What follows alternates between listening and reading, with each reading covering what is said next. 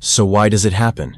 Why do we fall not for the ones who stay, but for the ones who stay distant? Why do we feel pulled not toward safety, but toward longing? Not toward stability, but toward uncertainty? Carl Jung believed that love is not a choice of the conscious mind.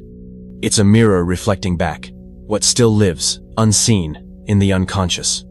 And if your earliest experiences of love were tied to distance, to inconsistency, to reaching and not receiving, then somewhere deep inside, that version of love feels like home. Not because it's healthy, but because it's familiar. Your nervous system doesn't crave what's good for you. It craves what it recognizes, even if what it recognizes is tension, or silence, or absence dressed up as affection. When you meet someone who can't love you back, your mind might know better. It might scream, "This isn't right. This isn't love." But your emotional memory whispers, "I know this. I remember this. This feels like home." It's not chemistry. It's history. It's not attraction. It's reenactment. A reenactment of the first lessons your heart ever learned about love. That you have to chase it. That you have to earn it. That closeness is always uncertain. And here's the most important part. The unconscious doesn't repeat pain to punish you. It repeats it to offer you a second chance. A chance to see the pattern. A chance to recognize the echo. A chance to choose differently. Today, we'll explore 5 hidden emotional patterns that quietly pull you toward the very love that cannot stay. Not to shame yourself, not to blame the past, but to finally name the wound, to witness it, and to set yourself free. Because healing doesn't begin with finding someone new. It begins with seeing the old pattern and daring to believe, "This time, I can choose myself." So why does it happen? Why do we fall not for the ones who stay, but for the ones who stay distant? Why do we feel pulled not toward safety, but toward longing? Not toward stability, but toward uncertainty? Carl Jung believed that love is not a choice of the conscious mind.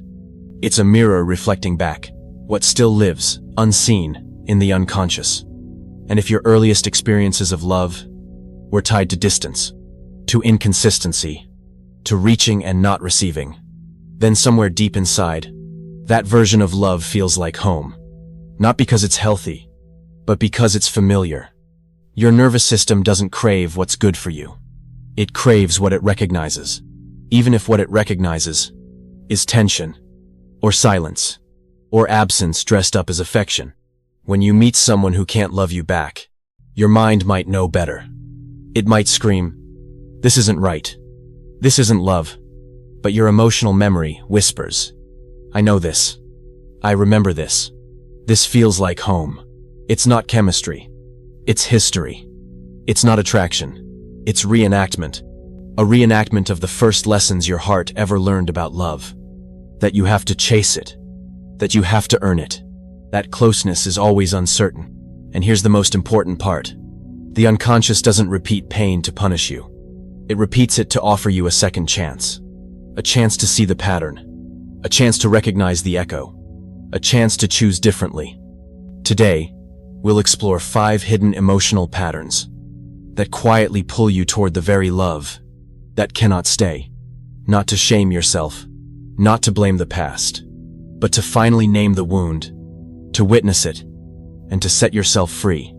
Because healing doesn't begin with finding someone new. It begins with seeing the old pattern and daring to believe, "This time, I can choose myself." The first sign. You chase emotional distance. You don't chase love. You chase the possibility of love. You reach for the ones who pull away. You wait for texts that never come. You stay loyal to silences that echo louder than words. And part of you knows it. Knows this isn't what you deserve. Knows love shouldn't feel like waiting. But another part, a quieter, older part, leans in anyway. Carl Jung taught that the unconscious doesn't seek what's good for us. It seeks what's familiar.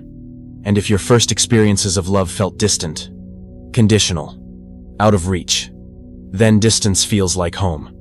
Absence feels like attention. Tension feels like intimacy. Uncertainty feels like excitement. When someone pulls away, your mind might panic. Your heart might ache. But deep inside, your nervous system says, I know this. I can survive this. And so you stay. You chase. You hope. You believe that if you can just be good enough, quiet enough, strong enough, maybe this time, they'll stay. But here's the hidden truth. You're not chasing them. You're chasing a different ending to an old story. A story where you were once left behind. A story where your love had to be earned. A story where being good was never good enough. And every time someone pulls away, it reopens that old question inside you. What did I do wrong? But you didn't do anything wrong. You were loving from a wound, not from your worth. Because real love doesn't make you chase. It doesn't live in the tension of absence. It doesn't whisper almost, and someday, and maybe. Real love stays. It shows up. It answers the text. It holds your hand without you having to beg for it. And most importantly, real love makes you feel safe. Enough to stop running. You don't have to chase anymore. You only have to recognize the ones worth keeping won't make you feel lost in order to feel loved. And the part of you that keeps reaching, it's not weakness. It's proof of your courage, your refusal to give up on love. But maybe now, it's time to turn that love inward, to yourself. The second sign, you confuse chemistry with chaos. You meet someone, and it feels electric, instant, magnetic. Your heart races. Your mind spins stories. Your body feels alive. And you think, this must be it. This must be love. But what if it's not love? What if it's recognition, not of their soul, but of your wound? Carl Jung said that we are irresistibly drawn to what we have not yet made conscious. If your earliest experiences of connection were marked by unpredictability, emotional highs and lows, moments of closeness followed by sudden coldness, then your nervous system learns something dangerous. That chaos feels like connection. When someone creates uncertainty, your body reacts. Not with fear, but with familiarity. That racing heart, that spinning mind, it's not attraction. It's anxiety dressed up as desire. And here's the catch. The chaos doesn't repel you. It draws you in. Because your emotional memory whispers, I know this. This is what love feels like. Even when it hurts. Even when it confuses you. Even when it leaves you second-guessing yourself. But real love doesn't activate your fight or flight. It activates your sense of peace. It doesn't send your heart into panic. It lets your heart rest. Real love doesn't feel like walking a tightrope. It feels like finding ground beneath your feet. Chaos might be intense. It might be addictive. But it's not sustainable. And it's not safe. When chemistry is built on chaos, it burns fast and burns out. When connection is built on calm, it lasts. It deepens. It heals. So the next time your heart races wildly after meeting someone, ask yourself, is this love? Or is this a memory? Is this excitement? Or is this an old survival pattern, pulling you back into familiar hurt? You deserve a love that doesn't make you doubt yourself. You deserve a love that doesn't feel like a test you're always about to fail. The kind of love that brings you closer to your truth, not closer to your trauma. Because real love doesn't ignite chaos. Real love quiets it. The third sign, you feel most alive. When you're uncertain, when you don't know where you stand, when the text doesn't come, when the connection feels just out of reach. It's in that uncertainty, the waiting, the wondering, the reaching, that something inside you wakes up. Your heart beats faster. Your mind races. Your body leans in, and it feels like intensity, like chemistry, like passion. But is it? Or is it survival? Carl Jung believed that what we call destiny is often just the unconscious replaying what we survived. If early in your life, love came wrapped in unpredictability, in mixed signals, in conditional affection, then your nervous system learned that stability isn't safe. Uncertainty is. Predictability feels boring. Peace feels foreign. Consistency feels suspicious. Because somewhere deep inside, you mistook survival for love. And now, when someone leaves you guessing, your body lights up. Not because they're right for you, but because they feel familiar. Familiarity doesn't always mean safe. Sometimes it just means known. And known feels easier to trust than goodness you've never experienced. When you're used to emotional hunger, being fed crumbs can feel like a feast. But true love doesn't keep you hungry. True love doesn't wake up your survival instincts. It wakes up your sense of safety. It lets you breathe. It lets you be still. Real love feels like exhale, not like holding your breath. So when you find yourself most alive, in the tension of the unknown, pause. Ask yourself, is this aliveness? Or is this anxiety? Is this chemistry? Or is this a nervous system trying to rewrite its own history? You are allowed to choose calm over chaos. You are allowed to choose certainty over suspense. You are allowed to feel alive. Not because you're reaching. Not because you're waiting. But because you're being met. Because the truth is, your heart doesn't have to be in danger to feel alive. The fourth sign. You ignore red flags. Because you see potential. You notice the inconsistencies. The distance. The emotional walls they build. The ways they avoid vulnerability. But instead of stepping back, you lean in. You tell yourself, they're just scared. They just need time. They'll open up if I love them enough. You don't fall in love with the reality in front of you. You fall in love with the story you're hoping to write. Carl Jung warned that we often project the parts of ourselves we haven't integrated onto others. We fall, not for who they are, but for who we hope they could become, especially if parts of our own heart still long to be seen, healed, rescued. And when your heart carries unmet dreams, silent needs, and old wounds, it's easy to mistake possibility for love. You start to believe, if they just healed a little, if they just loved themselves more, if I just proved I was safe enough. But real love isn't a project. Real love isn't built on potential. Real love sees what's real, and loves from what is not, from what could be. It doesn't ask you to wait for healing. You can't force. It doesn't require you to be a savior. Love is partnership, not a mission. And when you keep investing in what could be, you miss the truth of what is. If someone is not ready, if someone is not showing up now, it's not your job to change that. It's not a lack of love to walk away. It's a presence of self-respect. Because no matter how much potential someone carries, love isn't about who someone could be. It's about who they are choosing to be right now. You are not responsible for unlocking someone's heart. You are not responsible for waiting at the door of someone else's fear. Real love meets you where you are. In the present. In the now. And if someone's potential asks you to abandon yourself, it's not love. It's a lesson. And maybe the most loving thing you can do is to recognize you are worthy of love that is ready, not love that is still hiding. The fifth sign. You internalize rejection as proof you are unlovable. When they pull away, you don't blame them. You blame yourself. You wonder, what did I say wrong? What didn't I do enough of? What part of me was too much? Or not enough? You carry their leaving, like a verdict on your worth. But Carl Jung taught that the self-image we form is first shaped by how the world responds to us, not by who we truly are. If love, early in your life, felt conditional, fragile, earned only by being good enough, then every rejection now doesn't just sting. It confirms an old story, a story that whispers, you are too much. You are not enough.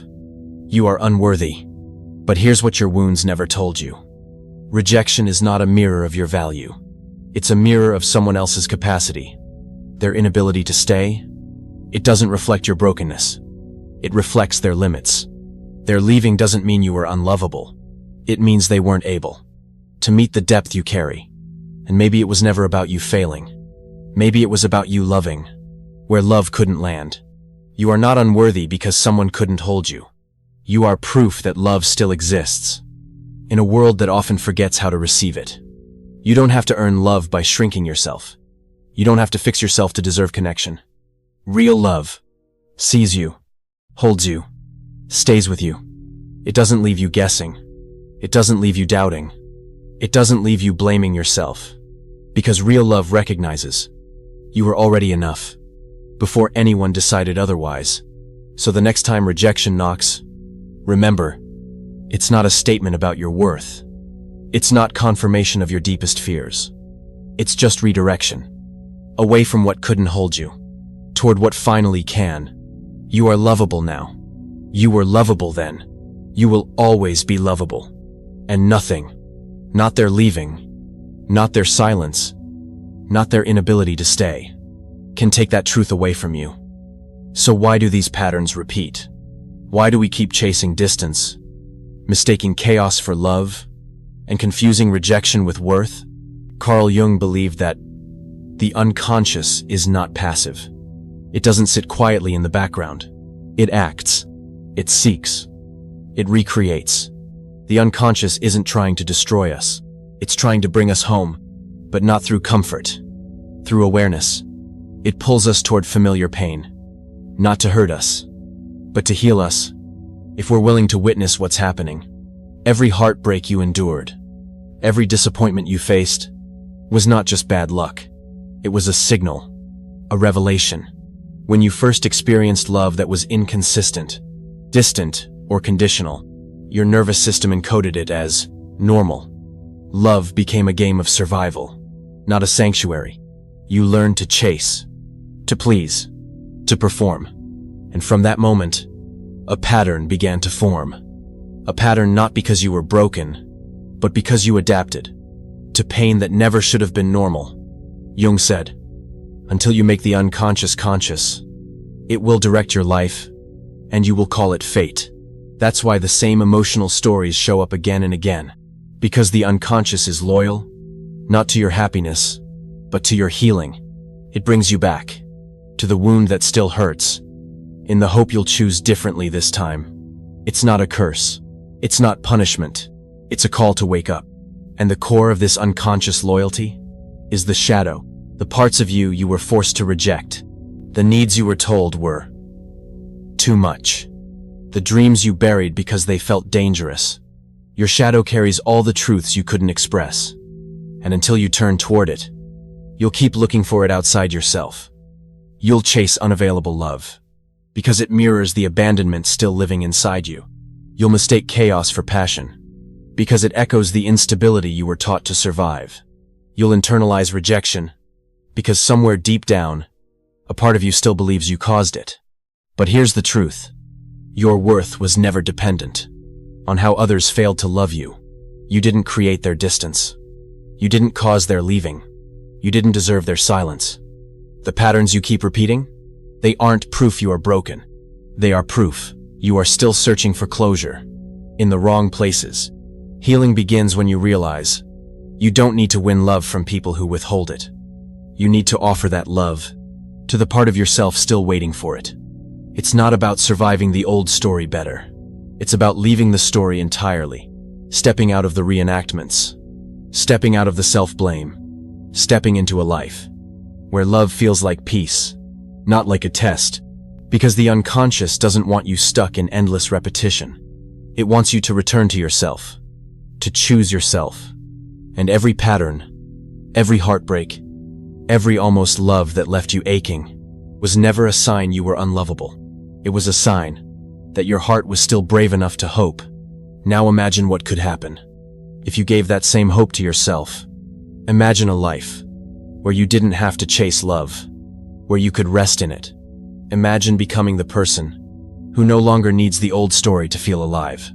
Imagine calling your own soul back home and finally hearing it say, "I never left you." Maybe you're starting to see it now. You weren't chasing love. You were chasing familiarity. You weren't addicted to chaos. You were addicted to the hope that this time it might end differently. You weren't drawn to their distance because you were broken. You were drawn because part of you was still waiting to be chosen, without having to earn it. And maybe, just maybe, you're realizing that you don't have to chase anymore. You don't have to earn what you already deserve. Carl Jung said, "The privilege of a lifetime is to become who you truly are." And who you truly are was never the absence someone left behind. It was never the apology you kept making. for simply needing love. It was never the effort you spent, trying to twist yourself into being enough. Who you truly are existed long before the wounds, and survived long after them. The patterns you repeated were not proof of weakness. They were proof of your longing, your courage to believe in connection, even when it kept hurting. Your heart didn't fail you. It fought for you, even when you didn't know how to fight for yourself. You stayed too long sometimes, not because you were foolish, but because you hoped. You forgave too much, not because you were naive, but because you loved without holding back. And that is not something to shame, that is something to honor. Because the world needs more hearts that still believe in love, even after being shattered by it. But now you know more. Now you know that love is not about chasing. Love is about choosing. Choosing the people who choose you back. Choosing peace over tension. Choosing presence over absence. You are allowed to walk away from what hurts. Not because you stopped loving, but because you started loving yourself enough to leave. You are allowed to say, I deserve a love that feels like home, not a love that feels like survival. And that journey doesn't start with finding the right person outside of you. It starts with becoming the right person to yourself, the one who no longer doubts their worth, the one who no longer abandons themselves to be loved, the one who looks in the mirror and says, I was worthy before the leaving. I am worthy now. I always will be. Healing isn't about forgetting the past. It's about remembering yourself beyond it. It's about writing a new story. One where love doesn't have to be chased, doesn't have to be earned, doesn't have to hurt. One where love simply meets you where you already are. Because you, exactly as you are, without shrinking, without changing, without chasing, are already enough. Thank you for staying, not just through this video, but through yourself. Through every version of you that loved too much, hoped too long, and still chose to believe. If something here felt like a mirror, if a part of you finally felt seen, then maybe, just maybe, you're already on your way back home to yourself. You don't have to chase what leaves anymore. You don't have to prove you're worthy. You were enough then. You are enough now. And if ever your heart feels too heavy, if ever your hope feels foolish, remember, there's a place here where your tenderness isn't wrong, where your longing isn't weakness, where your story, in all its ache and all its beauty, is welcome. We'll be here, quiet, honest, waiting just as you are. Until then, be gentle with your heart. Nourish your light. The world needs more of it than you know.